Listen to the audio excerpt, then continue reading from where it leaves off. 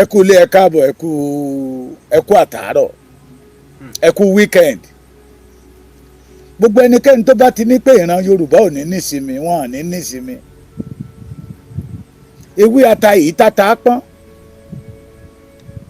wọn ò ní nísinmi bẹ́ẹ̀ ni wọn ò ní nísinmi wọn ò ní nísinmi ìhòòhò lọ́mọ ìgbangba lọ́mọ aráyé ti ń gbaṣọ lọ́rùn àgbàdo wọ́n mọ̀ ń bọ́ wọn sí ìhòòhò ni wọn ò ní nísinmi tẹ́ ẹ bá ti ìkọ̀ọ̀kan lójú lọ́mọ wọ̀ ọ́ yọ ìkọ̀ọ̀kan lọ́mọ yọ dànù ṣé ẹ rí i ó dára ká máa nígbà míì tẹ́nìyàn bá jẹ́ ọmọ líle tàbí tẹ́nìyàn bá jẹ́ jáde ó máa ní èrè torí pé níbi tẹ́ ẹ lọ tán mọ̀ yín dáadáa níbẹ̀ tán bá wá fẹ́ fi nǹkan kan bòyí lójú tàbí tán bá fẹ́ parọ́ ẹ lè tètè mọ̀ pé irọ́ lẹ́nu lágbájá ń pa mo ti fi ọ̀rọ̀ bọ́dà mi kan ṣe àpèjúwe rí nígbà táwa wà lẹ́kọ̀ọ́ mbíwá yìí àtàwa wà ìlú wa lẹ́kìtì mbíwá yìí tí wọ́n bá ti gbọ́lidé tàbí pé wọ́n fẹ́ ṣe kan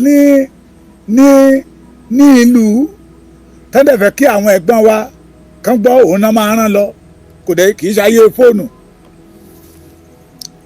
tó bá ti lọ á ní omi méjì kan wà lẹ́kọ̀ọ́ omi méjì tó bá ti dé báyìí wọ́n máa mọ àlejò tó wọlé tẹ́lẹ̀ bá dìde tọ̀hún á máa dìde náà wọ́n máa kíyàn káàbọ̀ ohun tó bá fẹ́ wọn fún ẹ kíní tó máa kó nínú òkun yẹn bóra ọ̀rẹ́ máa wá kó dání á ní kíní yìí àwọn tó bá wà special náà máa ń fún irọ́ tẹ̀ ẹ̀gbọ́n wa ń pa fún wa ń gbà yẹn lọ́wọ́ fi ń gbóúnjẹ lọ́wọ́ wa tẹ́lòmíì nínú wa tá à ní jẹun alẹ́ sùn torí ní tó bá ti ní kó o ṣe tó o bá ti ṣe kò ní sọ ètè èkó fún ẹ ẹ̀gbọ́n iṣẹ́ tó yẹ kí ẹ̀gbọ́n ṣe àwa ló máa ṣe torí pé a fẹ́ gbọ́ ìtàn láì mọ̀ pé irọ́ ló ń pa fún wa ẹ ọya lọ bá mi pọn omi wá kì í ṣe omi kàngádẹ̀rọ o omi odò omi òkun omi oko akáṣọlẹ̀ àwa la máa fọ́ torí pé a fẹ́ gbọ́ ìtàn ni ìwọ tó bá ti ránṣẹ́ tó o bá ti lọ tó bá ti jókòó tí òṣùpá bá ti jáde báyìí tó bá ti jókòó alẹ́ ẹni kó lọ́dọ̀ mi kó lọ́dọ̀ mi àwa la máa tún lọ bá pé bọ̀dá ṣé ìlúṣẹ́ ìyèṣe lónìí torí pé a fẹ́ gbọ́ ìtàn láì mọ̀ pé irọ́ náà ń pa fún wa ìjọ tèmi náà máa wá dẹ́kọ̀ọ́ mo ẹ̀fẹ́ ti kàn mí kí n rí omi òkun kó wá kí mi káàbọ̀ mo ẹ̀fẹ́ ti omi ọ̀sà kó wá kí mi káàbọ̀ mo wá sọ fún sínú bòdà wa pé omi òkun kọ́ àwọn ní táwọn bá ráyè àwọn máa mú ẹ lọ́bẹ̀ ó ti yẹ kó débẹ̀ àṣé ẹ̀gbọ́n mi ló sọ pé kí wọ́n má mú mi lọ torí ó ti mọ̀ pé màá jára òun ìjọ burúkú èṣù drink water lẹ́gbẹ̀ẹ́ wa ní ọlá monisa ọ̀ya kó sí mọ́tò afẹ́sáré dóṣòdì from Òṣòdì girigirigirigiri ó di Kétu bá a ṣe kó ní Kétu tó bá ẹgbẹ́ kan ìyá gbùdùdùdù báyìí ni la bá mórí lọ́nà Èkó náà bá ní omi òkun lélẹ́yìí mo dúró bíi 30 minutes kó òkun dìde pé ọlá káàbọ̀ sí ìlú Èkó arómi sálẹ̀gbẹ́lẹ́gbẹ́ òkú ò sọ̀rọ̀ mò ń mọ òkun lójú òkú ò sọ anything mo wo ọ̀sà náà wò mí náà mo wá sọ́wọ́ gbẹmú ní bọ̀dá aṣọ́lá dẹ̀ sọ pé omi òkun máa ṣe kí ni ó ní ó fi yẹ jù yín lọ nìyẹn bẹ́ẹ̀ lọ̀rọ̀ àwọn tó ń jáde síta tá a máa sọ ohun tójú wọn tó ń tí ò ṣẹlẹ̀ rí nílẹ̀ Yorùbá ṣe rí wòlíì Ọlágunjú àwa mọ̀ pé kì í ṣe ìránṣẹ́ Ọlọ́run wòlíì Ọlágunjú àwa mọ̀ pé lára àwọn kàríkàṣọ̀ ní prọfẹ́sì tó ṣe ní 18 ó ní Fúlàní máa rúlu Nàìjíríà for good 12 years ó sọ fún wa pé Tinubu ò ní wọlé pé kó gbàgbé ẹ̀ òun àti ọmọ Iléṣà ìyá ọmọ Oǹdó ilé tó ṣẹnu mẹ́nu ọlẹ́ ẹlẹ́dẹ̀yẹ àwa mọ̀ wọ́n àwọn tó jẹ́ ìránṣẹ́ Olódùmarè tó jẹ́ ìránṣẹ́ Ọlọ́run wọn ń figbá kan bọ̀ kan nú wọn ń yọ̀ nínú ìṣubú ìran wọn dẹ̀ ń sọ ìtàn tí ojú wọn ò tó torí this wòlíì Luciferi, àwọn wòlíì Baali tó jáde síta tó ní Gani Adams ó wà lára àwọn tó dá nàdẹ́kò lẹ̀. ẹ jọ ẹ bá mi wí pé ẹ bá mi bí léèrè pé ọmọ ọdún mélòó ni Gani nígbà tó dá nàdẹ́kò lẹ̀? ọmọ ọdún mélòó? kí ni èjì Gani náà? 55 tó sọ pé òun jẹ́ irọ́ ló pa o, kò pé 55 o. ó mọ àwa mọ̀ dáadáa, àwa mọ̀ Gani dáadáa. ọmọ ọdún mélòó ní Gani? kí ni iṣẹ́ Gani? yíyá àwo ní Òkìrò jẹ́ commissioner of Lagos, commissioner of police lẹ́kọ̀ọ́, tí Olagunju wá jáde síta tó ní Gani Adams wà lára àwọn tó dá nàdẹ́kò lẹ̀. ẹ jọ̀ọ́ ẹ bá mi fòye gbé, ẹ̀yin tẹ́ bá mọ calculation ṣe. yí àwòrán dá nàdẹ́kò lẹ̀, they use nàdẹ́kò to fight Abacha. yí àwò làbáṣà di president to the head of state. kì í ṣe year 2000 no 1996 kọ́ la Abacha kú ni 1994 ní buhari kìíní gbé dọ́tà pé 1994 yes 1994 Abacha was there in 1994 USA 94 jẹ́ kí n mọ̀. ọmọ ọdún mélòó ni Gani? ẹ kàn máa parọ́.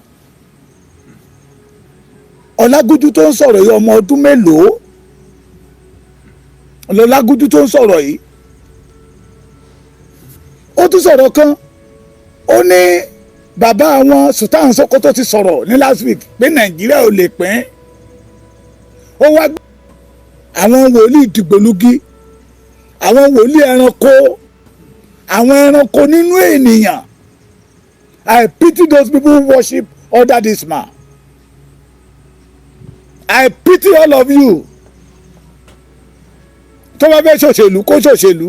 àwọn wòlíì regional táwọn náà rí wípé orúkọ Jésù tó ń pè yẹ kò pè wọ́n mọ́, wọ́n wá fẹ́ fi politics wọnú religion, kọ́ máa kò wọ́n ní wòlíì. àsọtẹ́lẹ̀ wo l'Ọlágúnjú sọ rí tó ṣẹ? àwọn ẹ̀hànà, àwọn ọmọ ìrankíran, ṣé ó yẹ kó nígbà tí ọmọ Yorùbá tó kódà lọ́mọ Yorùbá pé Sultan ti sọ̀rọ̀, aláṣẹ Nàìjíríà nìyẹn, pé Nàìjíríà ò lè pín torí pé Sultan ní Ọlọ́run wa, nígbà tó Ọlọ́run máa dá gbogbo ilẹ̀ Yorùbá sọ ọwọ́ Sultan lọ́lọ́run kó lé lórí lọ́wọ́.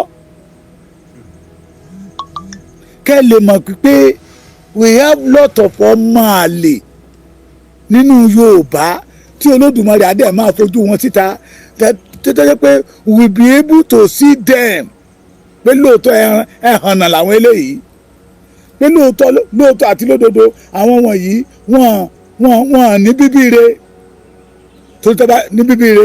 ó tún sọ ó ní Gani lọ̀gá Sunday Igboho. ẹ bá wa bí léèrè pé lọ́nà wo? I still stand on it. mi ń ṣe ọmọ kékeré. Ọlágúnjú is smart, yes. mi ń ṣe ọmọ kékeré, mo lè má lára. àwa ò dé lé owó kọjá ẹ̀mí wa. iṣẹ́ wo ni Gani ṣe fún ìran Yorùbá? ṣé OPC tó pín yẹ́lẹ́yẹ́lẹ́ tó di wàhálà lẹ́kọ̀ọ́? torí ó sọ wípé nígbà tí Gani jáde nígbà ayé mínísírì èwo? we want to know. ṣé ìgbà Babangida ló jáde síta ni, àbí ìgbà Abacha, àbí ìgbà Abdulsalam? iṣẹ́ wo ló ṣe? ìgbà wo? kí ni ẹ̀ṣẹ̀ tó ṣẹ̀ tí Òkìrò fi mú kó jáde síta kó wá parọ́ pé ìjà Yorùbá ló ń jà? It caused commotion among the OPC. During that time là ń gbọ́ fashion, OPC fashion leaders, Gani Adams. He betrayed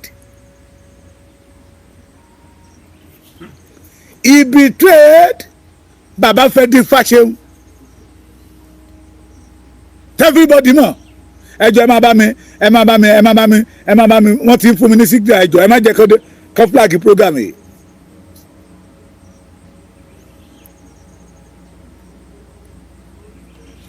ẹ bá mi béèrè lọ́wọ́ wèrè ọlọ́mọ ṣe ní wèrè bọ̀ tó sọ̀rọ̀ wèrè síta ó ń sọ̀rọ̀ wèrè síta ìjẹ́ ẹni bá mọ sùúrù lérè Ìjẹ̀ṣà Tẹ̀dó lèmi wà ní gbúdúrí dátìyà wọ́n pe ilé wọ́n pe fìtì yẹn ní Adébóyè ìjọ ní Àṣẹlẹ̀ express tẹ́ ẹ lè fẹsẹ̀ rìn láti bẹ̀ dé Ọkọ́ta tẹ́ bá ti gbogbo tó bá ṣẹlẹ̀ ní Ṣẹlẹ̀ express làwa ó mọ̀ ọ́ gbọ́ ní Adébóyè ìjọ Agúléjìká ló líkìsì express yẹn àwa máa ń fẹsẹ̀ rìn láti bẹ̀ lọ sí Olympic stadium ìyẹn amúwọ́dọ̀fin ló so Ìjẹ̀ṣà Tẹ̀dó àti Ọkọ́ta papọ̀ the sin of Gani Adams ibẹ̀ ló dé bá wa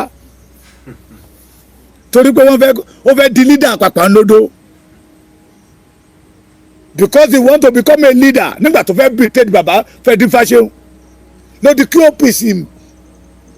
OPC member máa fèsì OPC member ṣé ìjà Yorùbá nìyẹn ṣé purpose tó fi dá OPC lẹ̀ nìyẹn ṣé ìyẹn lẹ́yìn wèrè kan ń pè ní Gani jà fún ìran Yorùbá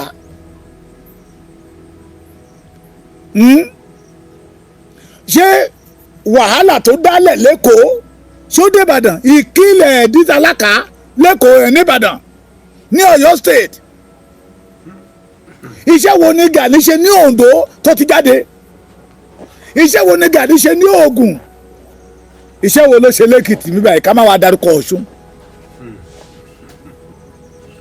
mi mọ iṣẹ́ tí Sunday Igboho kọ́ lọ́wọ́ Gani that make Gani became a leader or ọ̀gá ṣé rí ẹni abínibí ó yàtọ̀ sí ability àbí nǹkan máa yàn ó yàtọ̀ sí ẹni tó lọ kọ́ abimọ́ Sunday Igboho ni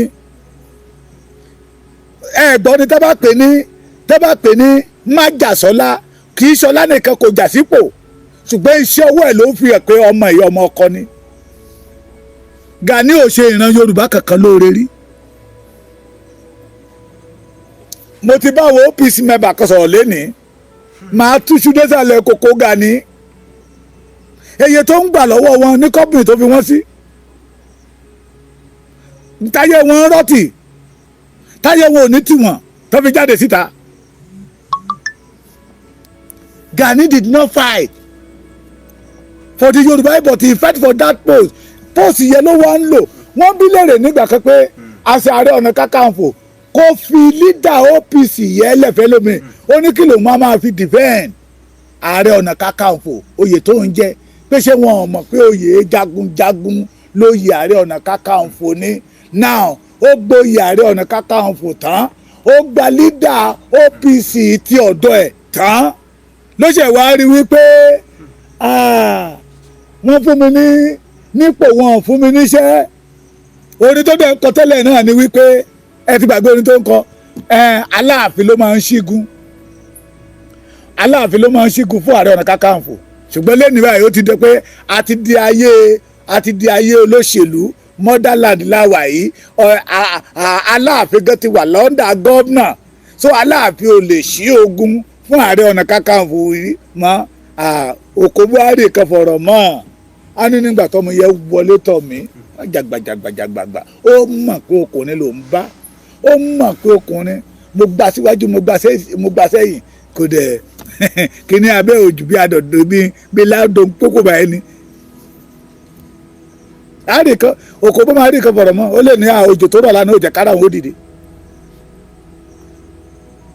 ní àná Aláàfin ní máa ń ṣígun fún Ààrẹ Ọ̀nà Kakanfò nígbà tí bàbá ò sí nígbà tẹ́jà Aláàfin míì mọ́ táláàfin míì délé ní Gani ṣe wàá mọ̀ pé ayé ti dáyé mọ́dà gómìnà ló máa ń pàṣẹ fọba kẹ̀rẹ̀kẹ̀rẹ̀ ló di pé ẹ fún mi nípò ẹ fún mi níṣẹ́ kí ló dé fi ń pe àwọn gómìnà yẹn mọ̀ wọ́n mọ̀ pé ọmọdé ló jẹ́ sí àwọn owó security vote yẹn ló ń ràn mọ́ Gani lójú so oore wo ni Gani ṣe oore wo ni Gani tó ṣe ìran Yorùbá that make Gani become the leader of Sunday Igboho record wo. So Wale Olagunju wèrè dìgbòlugi tó sọ pé Gani wà lára àwọn tó dá Nàdẹ́kò ńlẹ̀ kó wá jáde síta kájọ debate. I will say the person who registered Nàdẹ́kò Wale Olagunju was not around.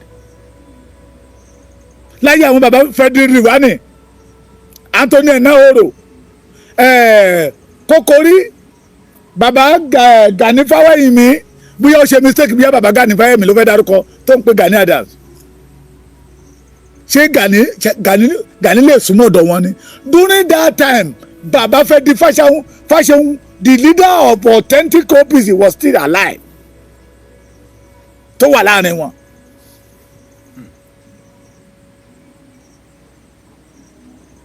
Táwa lórí ọ̀fẹ́ to become a member of Surulere, táwa ń tẹ̀lé àwọn bàbá wa kan, mi ò fẹ́ dárúkọ bàbá yẹn, tá à ń tẹ̀lé wọn lọ. Níbo ni Gani wà? During that time Gani sì fight pẹ̀lú bàbá Frederick Fáṣẹ̀hún lórí leadership of OPC tó kọ̀ sí wàhálà alẹ̀.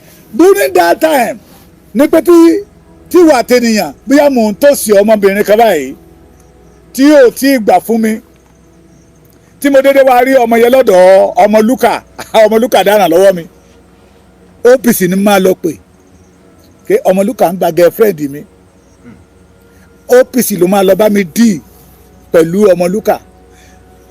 Sẹ̀lẹ̀ kan wà ní Ìjẹ̀ṣà-Tẹ̀dó, Olúwaṣeun parish. Níwájú Sẹ̀lẹ̀ yẹn wọ́n ilẹ̀ kan wà bẹ́ẹ̀ tẹ́ máa fi jáde sí express Sẹ̀lẹ̀ bus stop. Ọ́fíìsì àwọn OPC kan wà bẹ́ẹ̀ ní Sùúrùlérè. Àwọn tó bá gbé Ìjẹ̀ṣà-Tẹ̀dó dáadáa, tó bá ti tóòsì obìnrin tí ò gbà fún ẹ, wàá máa ṣọ́ kiri.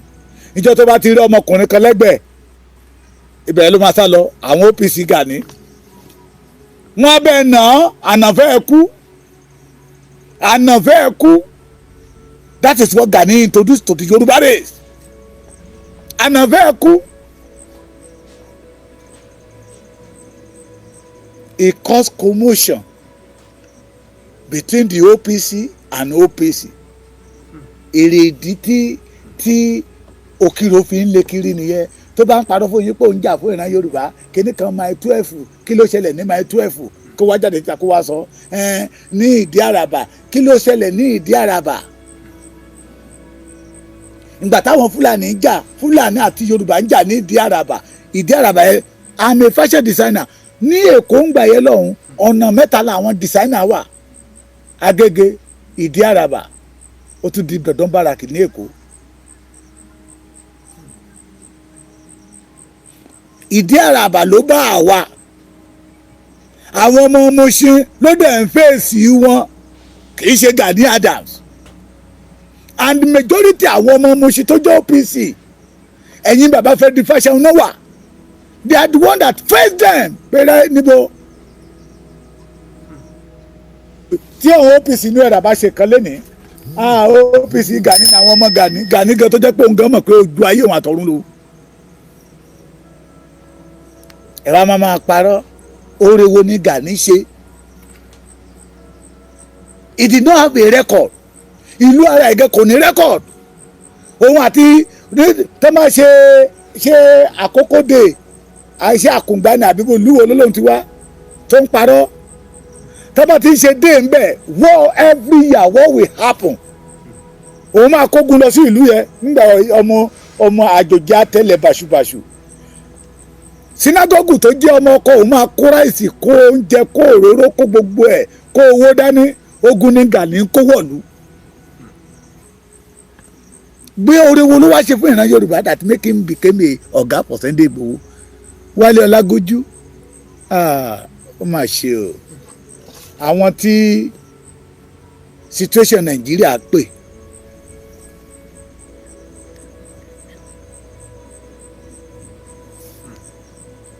àwọn tí situation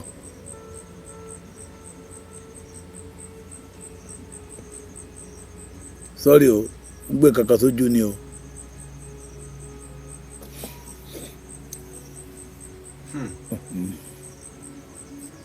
ẹ jọ̀ọ́ ẹ máa bá mi show love wọ́n ti fẹ́ máa ṣe rọ́ọ̀fù.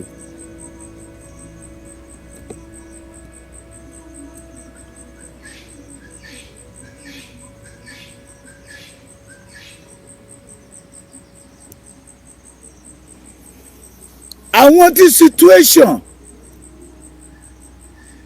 èwo ló gbé tójú àyè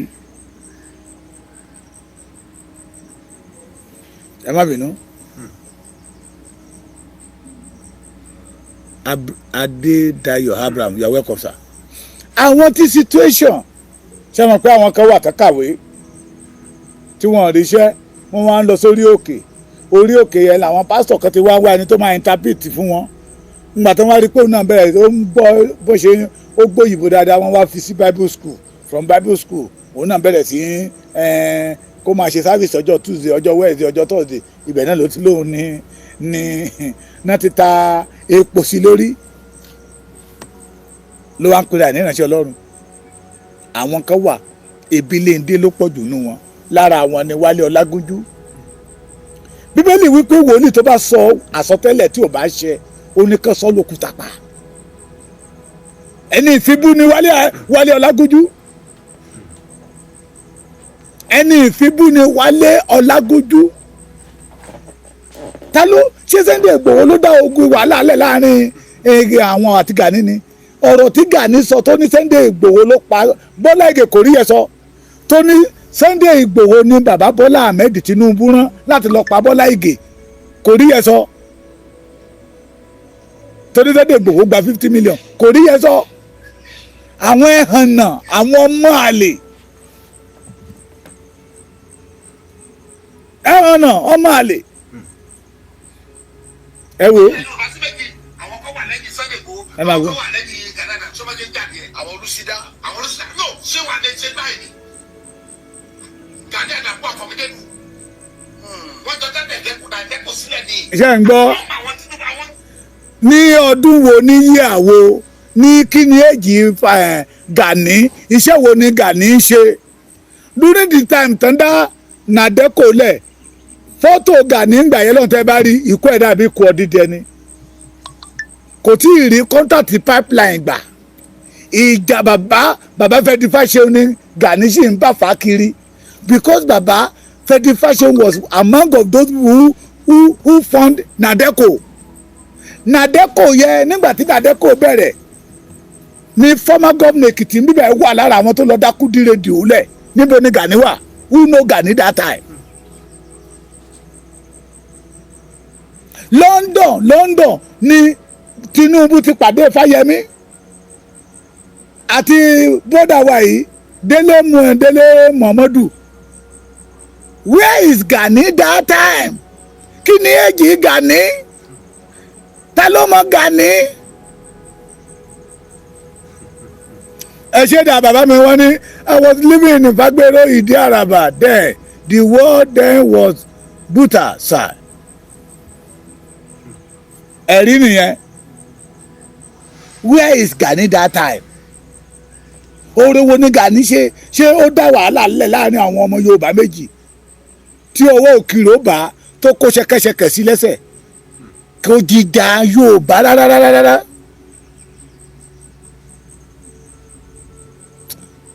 You are right. kò jìjà Yorùbá bọ̀ Sunday Igboho dìde ó ń ja ìjà Yorùbá nígbà tí Yorùbá nílò ẹ̀.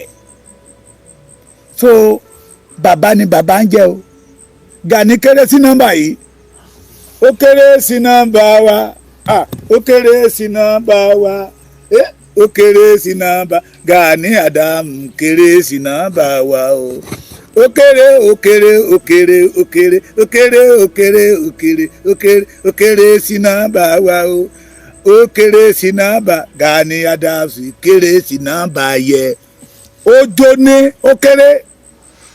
He was not among of the warrior that Yoruba have. ó mọ èrè ìdí tó fi fẹ́ máa blackmail ṣe pé Sunday Igboho ṣe tẹ̀lé lẹ́yìn o olóṣèlú ló ṣiṣẹ́ fún ìwọ tó gba 6 billion lọ́wọ́ Jonathan kí ni ẹ́ the offence the allegation tó fi kẹ́ bàbá Fẹ́dí Fáṣẹ̀hùn tí ọ̀pọ̀lọpọ̀ àwọn èèyàn fi kó lẹ́yìn bàbá Fẹ́dí Fáṣẹ̀hùn ìwọ gan wá fọ́ ọ̀sẹ̀ yẹn. Mo tún fi àkókò ìrọ̀ ẹ̀yin bàbá mi OPC Frederick Fashion, bàbá Frederick Fashion. Mo dé ọ̀dọ̀ wọn kan lénìí ní Èkìtì wa mi báyìí. Ẹ ti rí sáńbọ̀dù wọn kọ OPC Fashion. Mo dẹ̀ ti bá olórí wọn sọ̀rọ̀. Ẹ̀yin bàbá mi New Era àti Reform ẹ parapọ̀ kẹ́ẹ̀dọ̀kan. So we can be able to defeat àwọn ọmọ àlè àárín wa yìí. Nígbà tí wèrè bá lè sọ, nígbà tí wèrè bá lè sọ pé Sultan Sokoto ti sọ̀rọ̀, ṣé ohun tí Sultan Sokoto bá sọ ó gbọ́dọ̀ fẹsẹ̀ múlẹ̀, oníṣèbí Ọ̀ọ̀ni wà ń bẹ̀. Mi ò fẹ́ play kẹ́yìn fẹ́yìn ọmọ Yorùbá mọ́ ni mo mọ̀ pọ̀pọ̀lọpọ̀ yìí ti pàdé ẹ o. Òun rèé pé ṣe Sultan Sokoto ti sọ̀rọ̀, ó wá gbéwèé kan síta, ó ní manifesto òun United States of Nigeria. Can we continue like this? Kẹ́ ẹ lè mọ̀ pé olórí burúkú ni máa yìí, kẹ́ ẹ lè mọ̀ pé oníjẹkújẹ ni máa yìí. Lánàá ó pariwo regional government, kò rí regional government pariwo mọ́. Kò rí regional government pariwo mọ́. Èyí tó jáde síta tó ní restructuring kí lẹ fẹ́ restructuring? Ẹ má fi kú wé oorun. Don't ever fi ikú wé oorun. Kò ṣe fi wéra wọn. Ó jìnnà síra wọn. Ó jìnnà. Ẹ wá wo ọmọ ọkọ. Sunday Igboho was not have opportunity to move bó ṣe yẹ kó move. Ṣùgbọ́n ìpè àwọn ti Kwara ní ìgbómìnà ó dé tí ọmọ ọlọ́mọ. Oníkan má bínú sí òun. Ẹ má bínú ohun tó wà nílẹ̀ ẹ jẹ́ kájọ sí. Bó ti ẹ sọ pé olóyè mo máa nídìí kan wá bàbá oní àwọn ìyá wa àwọn bàbá wa tí wọ́n lé ní ilẹ̀ ìgbómìnà tóun ò tí ì lórí ọ̀fẹ́ àti débẹ̀ yẹn ní kẹjẹ kó nǹkan kan mú gbọ́ná. Ẹ wá wo ó rán àwọn èèyàn lọ Kwara lélẹ́yìí o, kì í ṣe Ọ̀yọ́, kì í ṣe Ìgbòho. Ẹgbẹ́ mo ń bọ̀ gbogbo kọ́mẹ̀tì tó ti kọ látàárọ̀ máa ń mórí mi wú tó sì Wòlíì ó ní bàbá Èkìtì ọ̀rọ̀ Ìgbòho Òòṣà kò lè yé àwọn ọmọ àlè Yorùbá. Sure.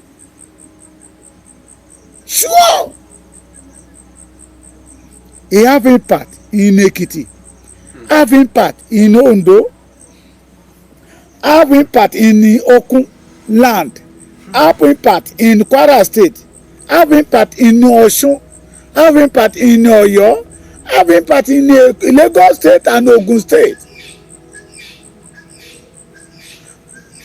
Tí n bá fi parọ́ kí ìṣẹ̀dálẹ̀ ilẹ̀ yìí kó jẹ mí yà. Tí n bá fi parọ́ kí ìṣẹ̀dálẹ̀ Èkìtì kó jẹ mí yà. Adéluka àwọn bàbá yẹn láwọn ò fẹ́ gbọ́ OPC Gani sẹ́. They don't mention it. That Kábíyèsí, they are 7 in number. Out of that 7, 3 of them they are general. Bàbá yẹn ní náà wọ́n ti sọ fún wọn pé no, pé that man is a fake. Pé fake ni, pé kò lè make any sacrifice for the Yoruba. Nínú àwọn bàbá yẹn sọ pé òun ò tí kì pé ọmọ Yorùbá ni. Ká tó wá mọ̀ pé tápà ni bàbá yẹn ti wá. Pé ẹsẹ̀ ni bàbá yẹn fi rìn wọlé. Ẹ wá ń fi ọmọ ọkọ wé ọmọ àlè. Ẹ wá fọmọ onílé wé àjòjì. Iṣẹ́ wo ni Sunday Igboho? Okay, Sunday Igboho ti fèsì ogun rí. Tí ìbọn dún kàkàkàkàkà o. Bí àbá lórí ọ̀fẹ́ àti wo fíìmù tí Mọdákẹ́kẹ́ àti Ifẹ̀. A lórí ọ̀fẹ́ àti wo fíìmù ti Sẹ́ríkì Gàngán nílé Sẹ́ríkì Gàngán. Nígbà táwọn ọmọ ẹ̀ bẹ̀rẹ̀ sí yìnbọn sí Sunday Igboho. Ẹgbẹ́ Ṣakabula wà kí n dojú ẹ̀kọ́ Gani. Ó máa pariwo ní pé ẹgbẹ́ mi ẹ má jẹ́ oyin o, ẹ má jẹ́ oyin o, bí ara gbé gadewé, ẹ má jẹ́ oyin o, ẹ má jẹ́ oyin o. Wọ́n ń pa ìran Yorùbá káàkiri, ó wá ń jó káàkiri, ó wá gbẹgbẹdá wa lọ ń jó. Last week ni ó sì lọ sí Ìbẹ̀jú Lẹ́kì festival náà ni. ààrẹ festival ẹ wá fi ń wé ẹni tó jẹ́ pé bí ìran Yorùbá ṣe máa ní ìtura bí àjòjò ṣe ní kó wa mẹ́rẹ̀ ó tún rí i pé àwọn ìyá wa it did not have access to our own account ìbá owó tó tún rí ó ní bí àwọn ìyá yẹn ṣe ń pariwo lóhùn àtàwọn bàbá yẹn ní inú òdù sí ìorganize ẹ má bínú sí mi pé ó kéré Yorùbá ní pé ó kéré ni ò jẹ́ múlẹ̀ àwọn náà ló máa ń sọ̀yàn dà lóńdè.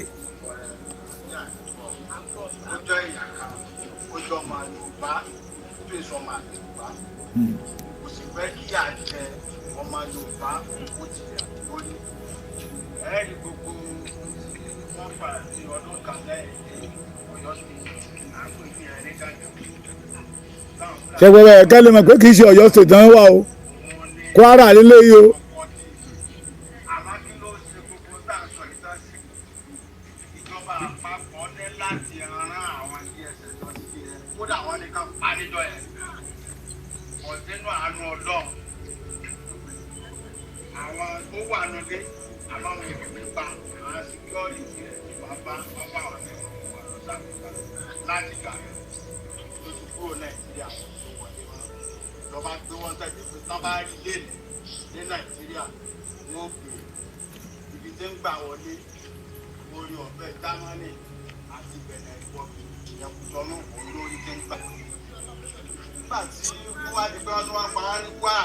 ṣẹ́gbẹ́ bẹ́ẹ̀ nígbà tí wọ́n wá ń pa wá ní Kwara.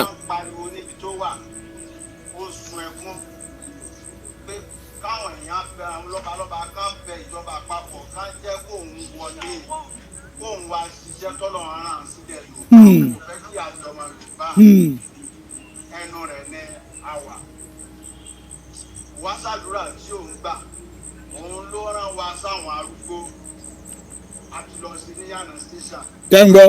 àṣìṣe méjèèjì kádàkùn ká bá àwọn fún àwọn arúgbó ní nǹkan ó ti yẹ kó máa àdúrà wọn ni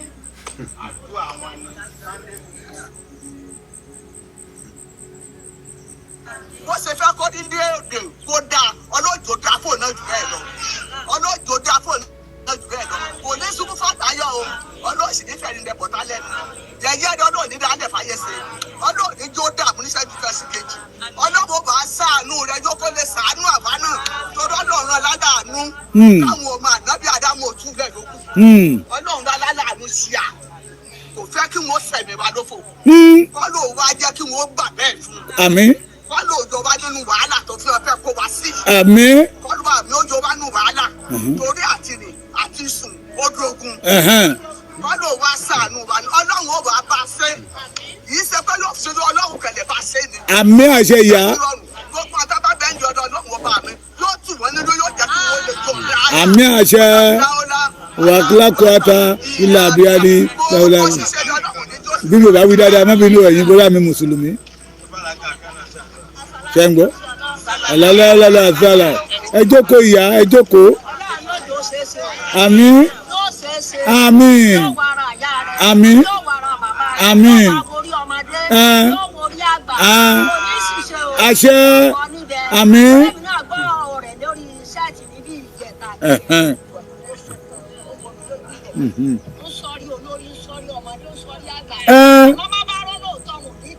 bẹ́ẹ̀ ni àṣẹ wá àmín àmín àmín àmín àmín àmín ẹgbẹ́ ní Èkìtì kan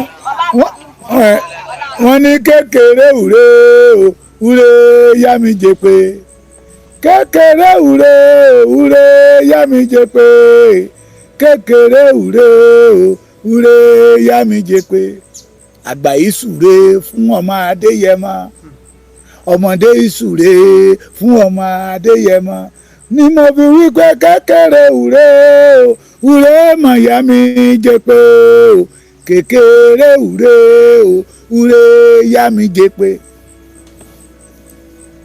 màmá yẹn ni mo gbọ́ ohùn ẹ̀ lórí sẹ́ẹ̀tì mi ní ìjẹta ó ń sunkún fún kíni fún master tó ń ṣẹlẹ̀ ní ilẹ̀ gómìnà ní ilẹ̀ Yorùbá general. Gani ń fi oyè Ààrẹ Ọ̀nà Kakanfò with conjunction with OPC ó fi ń gbowó lọ́wọ́ ẹ̀yin ọmọ Yorùbá. Àwọ̀ agbádá funfun ṣe festival tó ṣe káàkiri yẹ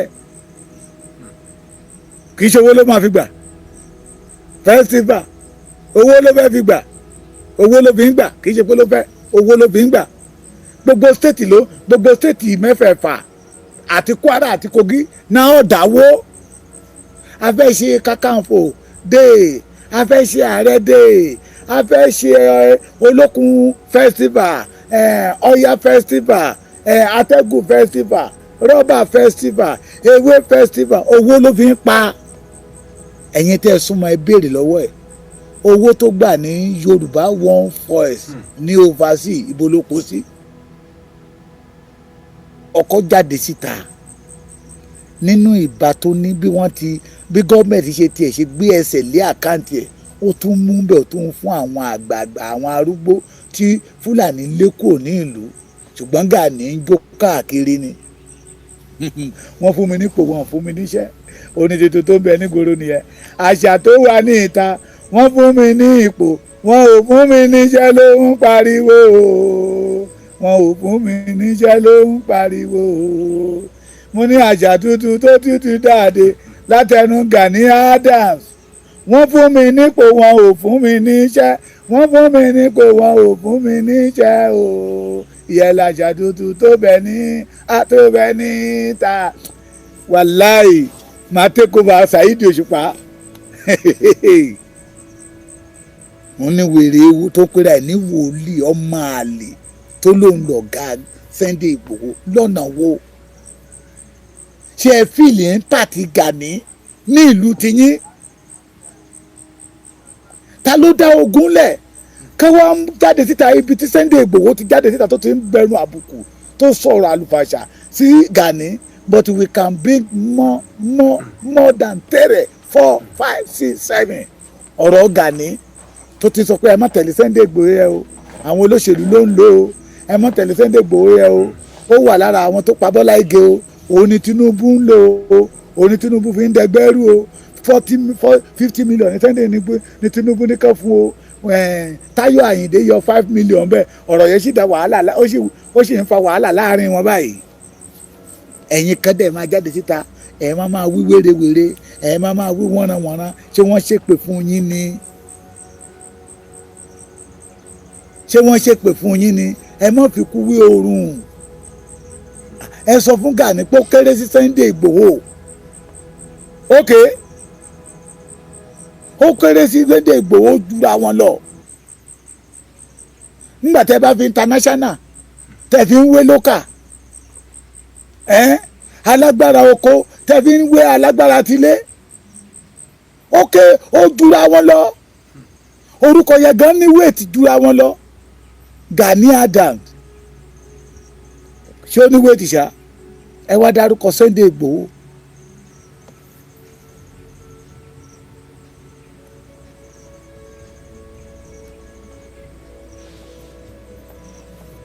ẹ sẹ́ndì program ẹ̀ sí mi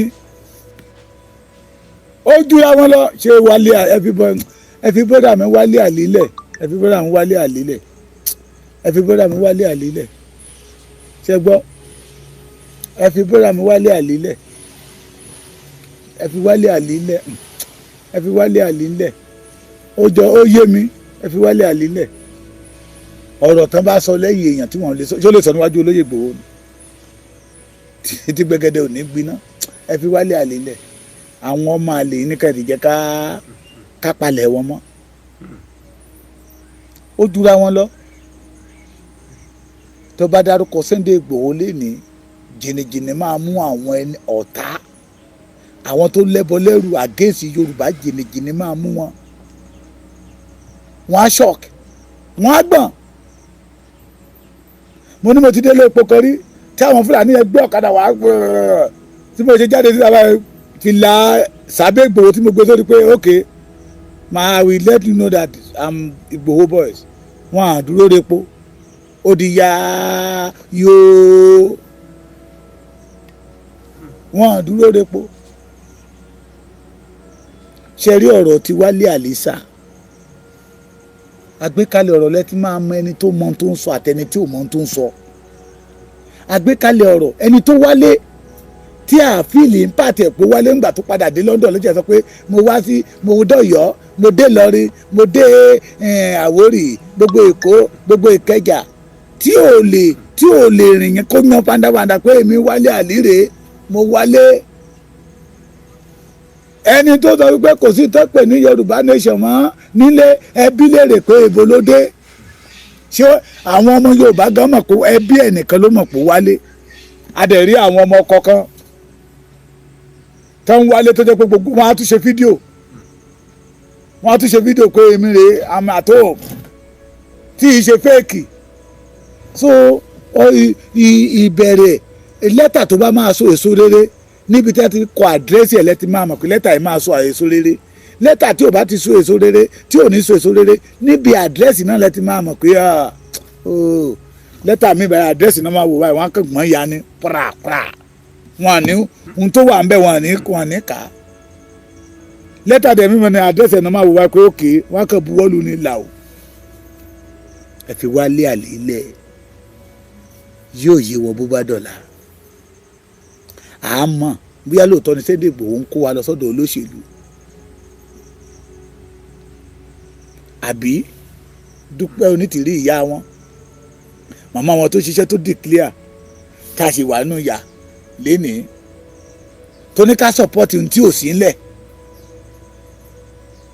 you call for kékeré gbogbo àjọ ṣàṣepọ̀pọ̀ owó sókè ó yà kán máa bọ̀ mo dẹ̀ bí léèrè mo ní tó bá pé bàbá lẹ́nu bàbá lóhùn ọ̀bẹ níbẹ̀ níjà òun ti sọ pé lẹ́ẹ̀ni bá Nàìjíríà ẹni máa wà lẹ́ẹ̀kan ná ẹni tó máa gé jẹ ẹni máa gba nígbò àní kí Nàìjíríà ti kú sí wa lọ́wọ́ kí ìran Yorùbá ráyè lọ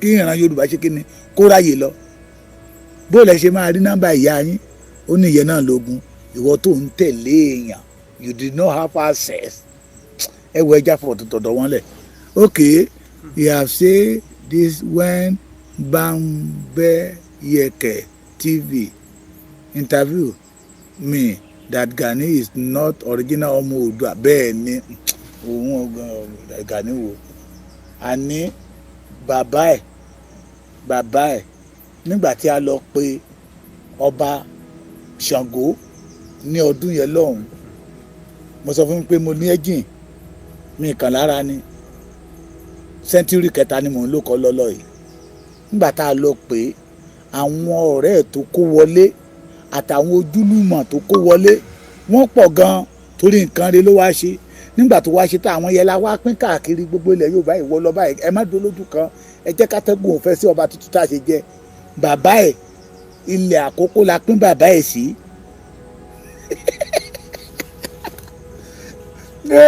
èmi náà di òpìtàn ilẹ̀ Àkókó la pín bàbá ẹ̀ sí bàbá ẹ̀ ló ń bá ọba Àkókó ìgbà yẹn ń gba ilẹ̀ bá tú oko ẹ mọ̀ pé bí pálásì àwọn ọba ìgbà yẹn ṣe máa rí ni ọba yẹn wá ní kóun náà máa fẹ̀gbẹ́ kan dá oko iṣu ìgbà tó wá tó lóun fẹ́ ní aya àwa mú ọmọ kan jáde nínú ìlú yẹn a fún ọmọ yẹn tó a fún tó bí tó bá lájọṣepọ̀ tó bí ó bí ọmọkùnrin yẹn ló wá nù náà wá láya ló wá bí Gani orísun ẹ̀ Mali ni àwọn Gani Adams Woli Ìmáàmù Ọ̀fà Akéwùgbàgbòdì ọba Ọ̀fà ọba Ṣakí gbogbo àwọn ẹgbẹ́ yẹn Mali nìran bàbá wọn ti wá wọn balẹ̀ gùdẹ̀ sí Bọ̀nú kan tó yà wá sí Ọ̀yọ́ ẹ jẹ́ káwa ọmọ ọkọ̀ dára wa mọ̀ let our ọmọ ọkọ̀ ká dára wa mọ̀ ẹ má jẹ́ kájòjì ó balẹ̀ yìí jẹ́ àwọn tí ń pa ìtàn irọ́ ẹ má fi ikú wé oorun àìmọ́nìkọ́ ní àrùn kan tí mo ní ìgbà míì Pàṣọ á máa gùn mí Òṣùpá á máa gùn mí ṣùgbọ́n mi ò lóhùn àtikọ́ Pàṣọ ní ẹ má fọmọ wọ́ ọmọ là ń wí ẹ má fi Ìgbòho wé Gani did not have a good record Gani ò ní achievement kankan ọ̀pọ̀lọpọ̀ wèrè kan wá sọ̀rọ̀ níta ó ní ọ̀pọ̀lọpọ̀ ibà gbogbo àwọn òòṣà Yorùbá tó ti pa tòun ló wá lọ́gbé dìde ṣé oyè tán fi jẹ nìyẹn ṣé oyè tán fi jẹ ṣé oyè tán fi Gani jẹ nìyẹn wọ́n ń pa ọmọ Yorùbá lọ́tún wọ́n ń pa ọmọ Yorùbá lọ́sì ó ń kó agbádá white kiri the 15 Ààrẹ Ọ̀nà Kakanfò is coming òun náà àwọn máa jó á ṣe kó bí kó dídá á máa jó ta ló yẹ kó kó aṣọ ogun ta ló yẹ kó lọ máa bá àwọn ọba yẹn pé ṣe pé pátá ń pa wá ìkílẹ̀ rí ṣe sí kan ní Gani Ààrẹ Ọ̀nà Kakanfò bínú inú ẹ̀ ò dùn sí bí wọ́n ṣe pa ìran Yorùbá wí agbẹ́dọ̀ sátọ́jà ẹ̀ tólúwa ìbá dánrú ẹ̀ wò ń sìn wọ́n máa fi gélé òfin gbé ṣé Fúlàní tó ń pa wá ṣé wọ́n sọ fún àwọn gómìnà títí wọn pé we want to start killing the Yorùbá ṣé wọ́n sọ fún gómìnà títí wọn kó wá sọ achievement kan lánàá nígbà tí wèrè kan sọ pé àwọn bàdó Ìkòròdú àwọn ọmọ Ìkòròdú pè mí pé ọmọ tó sọ̀rọ̀ yìí àwọn máa wá kan tó sọ̀rọ̀ pé Gani náà pè tó wá lé wọn ní Ìkòròdú àwọn máa wá kan pé á tú ọ̀rọ̀ yẹn sọ kò yẹ kí n sọ síta mo sọ síta sí pé á tú ọ̀rọ̀ yẹn sọ. They are all fool. We must not allow them to fool us again. Fóònù yẹn ti fẹ́ kú ẹ jẹ́ kí n tó máa lọ mò ń padà bọ̀. Ìyá mi mo ti ṣe ìyá mi àbí bàbá mi mo ti sọ he betrayed bàbá Fẹ́dí Fáṣẹ̀hùn ìgbà tó fẹ́ ajá kí OPC mọ́ bàbá Fẹ́dí Fáṣẹ̀hùn lọ́wọ́ ó léyìí ẹ̀mí ọmọ Yorùbá tó lọ. It is because of this fashion go and check record go and check record. I repeat it, I spoke like America people, go and check record. That is the reason tí Michael Okiro fi kì mọ́lẹ̀ the commissioner of police Lagos State commissioner of police that time. Tọ́ba gbé fítọ̀ ẹ̀ síta ń sì wá ní lára ìyà tó jẹ fún ìran Yorùbá nígbà tó dá wàhálà alẹ́ láàrin OPC ni kò jà fún ìran Yorùbá kò jà fún ìran Yorùbá ẹ yé parọ́ fún wa mọ́ kò jà fún ìran Yorùbá ẹ yé parọ́ fún wa mọ́ Gani was not among of those people to fund Nadeco kò tẹ́ lè dùn túmọ̀ wọn gbogbo mítì táwọn bàbá yẹn ṣe àwa gan olórí ọ̀fẹ́ àti wọlé who is Gani who is Gani who is Gani àwọn bàbá Bọ́lá Ìgè Adéfarati the former governor of Adéfarati Londo who is Gani àwa yìí wọ́n wà nínú ọ̀dọ̀ àwọn máa ṣe mítì ìta la máa wà tí bàbá kọ̀ọ̀kan tá a bá gbé bàbá dé báyà wọnú mọ́tò pẹ̀lú wọn inú bẹ̀ láti máa gbọ́ pé we fight them wọ́n pe máa kan is a Fulani man Dan Suleiman is among of the the Nadeco people who is Gani ẹ̀rọ jáde síta ẹ̀ máa pàtẹ́ rọ́ ẹ̀rí Bíbélì túmọ̀ wọn ẹ wá ń dorí ayé kodò ẹ̀yin wòlíì Báálì. I pity those people who worship other you kò sá anointing rọ lóní o anointing rọ tó bá dé pé o ní òtítọ́ ni wàá lọ bá Gani pé ọ̀rọ̀ tó sọ báwo ló ṣe máa sọ pé Sunday Igboho ló pa Bọ́lá Ìgè ṣé o wà ń bẹ̀ nígbà tí Tinubu kó 50 million lé wọn lọ́wọ́ kan lọ kó fún Sunday Igboho ó tún kó tí táìmù ní aago kan sí aago méjì ní Igboho wọ Èkó ó rí ẹrù torí pé ẹjọ́ ń lé owó kiri torí pé odò kan náà ọdẹ kan náà lẹ́jọ́ ń dẹ torí regional yẹn náà ní restructuring yẹn ní tẹ́ ẹ ti mọ̀ pé nígbà tẹ́yìn náà ti yan dìgbòlugi tẹ́ ẹ ti rí pé Nàìjíríà ti ya dìgbòlugi ẹ̀yin náà wá fẹ́ ya dìgbòlugi kẹ́ lè má máa jẹ́ ń bẹ̀ torí pé Nàìjíríà ti corrupt tó bá fẹ́ jèrè Nàìjíríà you must corrupt. That is why we the authentic ọmọ Odù tó dá ìwà say we did not belong to Nigeria again we want to go we want to live tó gbọ́ mi kó yé yín dáadáa ẹ̀yin ìyá mi ẹ jẹ́ kí n tó máa lọ tí n bá tún rí wọn tí wọ́n bá tún jáde síta mo tún ń bọ̀ kò ní sú wa kò ní rẹ̀ wá ẹlẹ́dẹ̀ wa máa dé Ọ̀yọ́ òun ló máa pọ̀ wọ́n fẹ́ kó sú yín ni wọ́n fẹ́ kẹ́ gbàgbé ìran yín sínú ìgbèkùn Nàìjíríà. Wọ́n fẹ́ wá gbé ọmọ àlè borí yín kọ́mọ ọkọ má bàa lórí ọ̀fẹ́ àti sọ̀rọ̀ mọ́. Ìlú tí wọ́n bá ti fọmọ àlè jọba, ìlú yẹ èyí tóró. Ẹni irọ́ ẹ wo Ìwó,